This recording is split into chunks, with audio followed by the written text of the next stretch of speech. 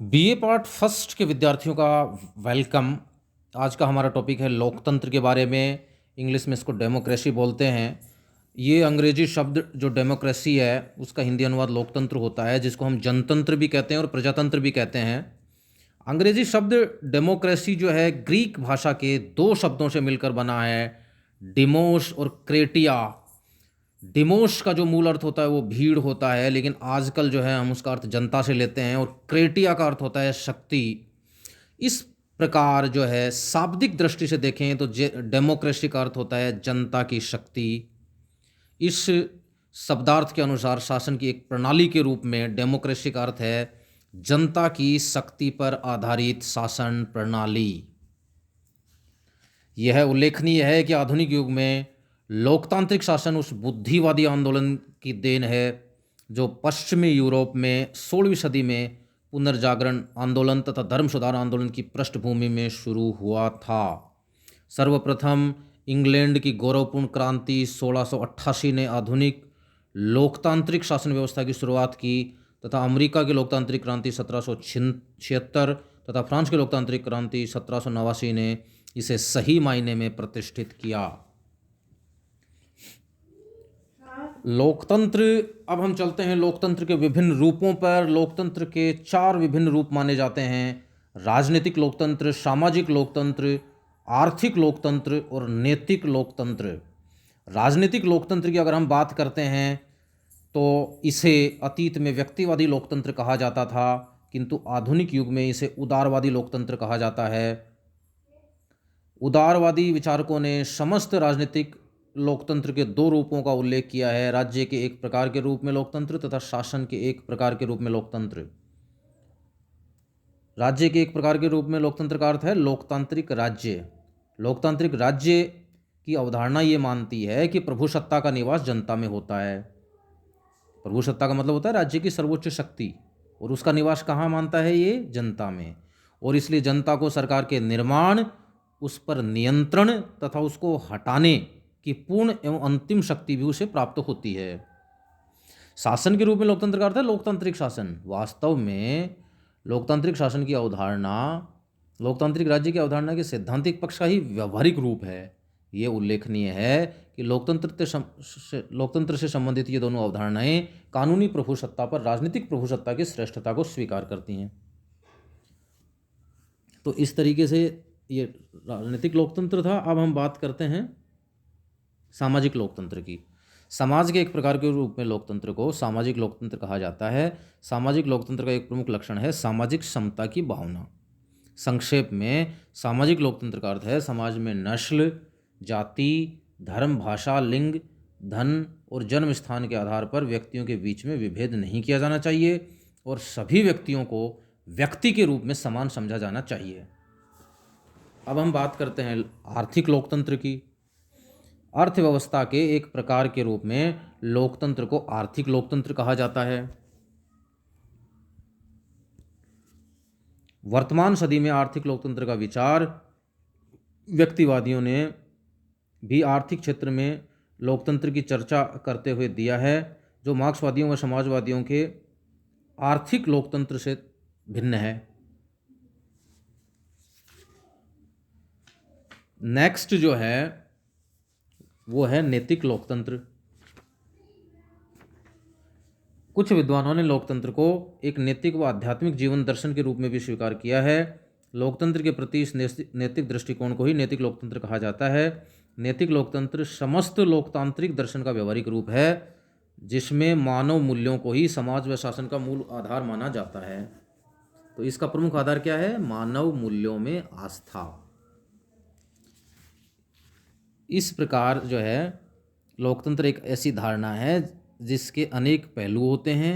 यदि कुछ विद्वानों के लिए मात्र एक शासन प्रणाली है, तो अन्यों के लिए यह समाज, अर्थशास्त्र या नैतिकता से जुड़ी हुई अवधारणा भी है।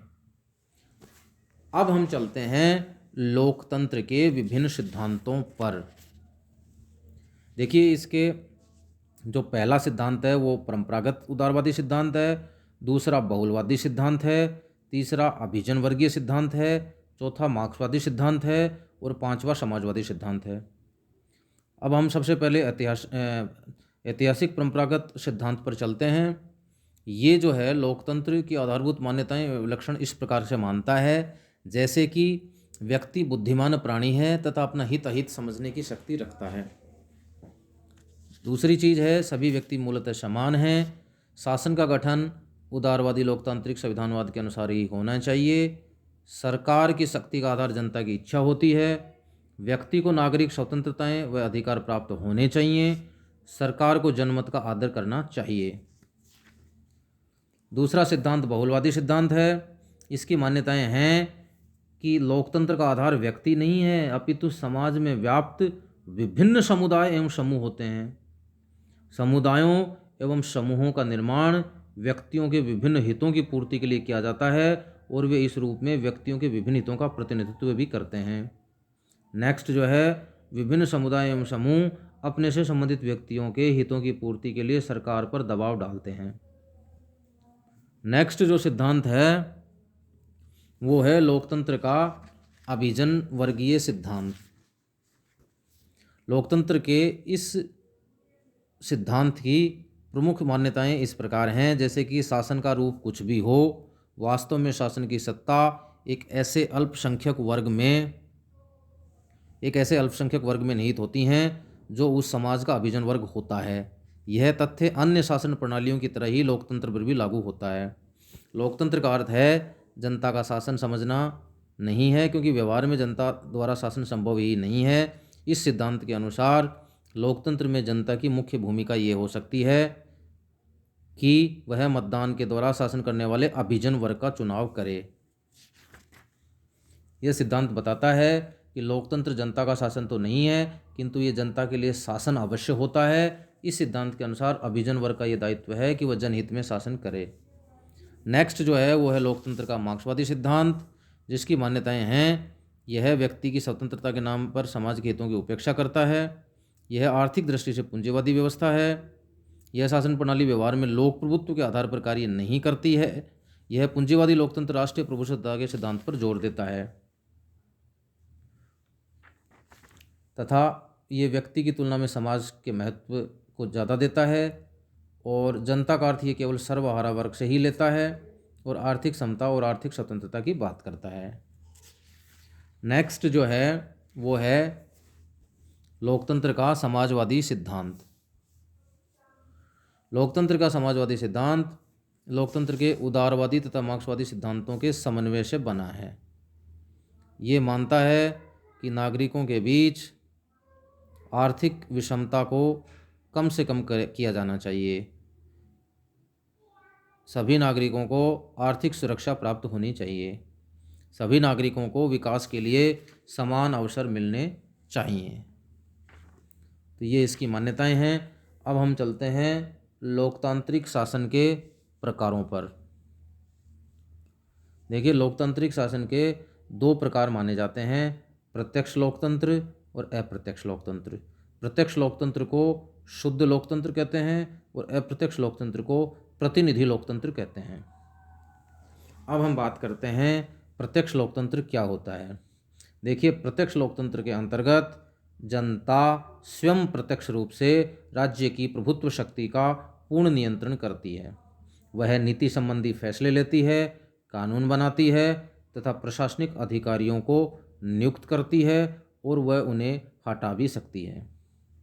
वर्तमान काल में पूरी दुनिया में केवल स्विट्जरलैंड के 5 कैंटनों का मतलब वहाँ के जो प्रांत हैं उनमें ये पाई जाती है।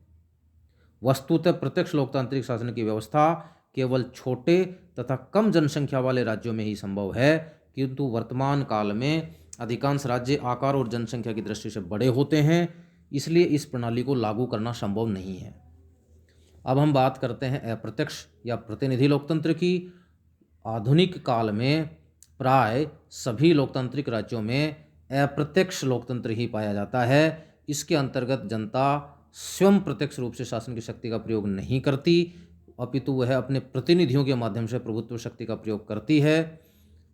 जैसे कि जेएस मिल ने भी कहा है, अप्रत्यक्ष या प्रतिनिधि लोकतंत्र एक ऐसी व्यवस्था है, एक ऐसा सिस्टम है जिसमें संपूर्ण जनता या जनता की बहुसंख्या शासन की शक्ति का प्रयोग अपने उन प्रतिनिधियों के माध्यम से करती है जिन्हें वह समय समय पर चुनती है।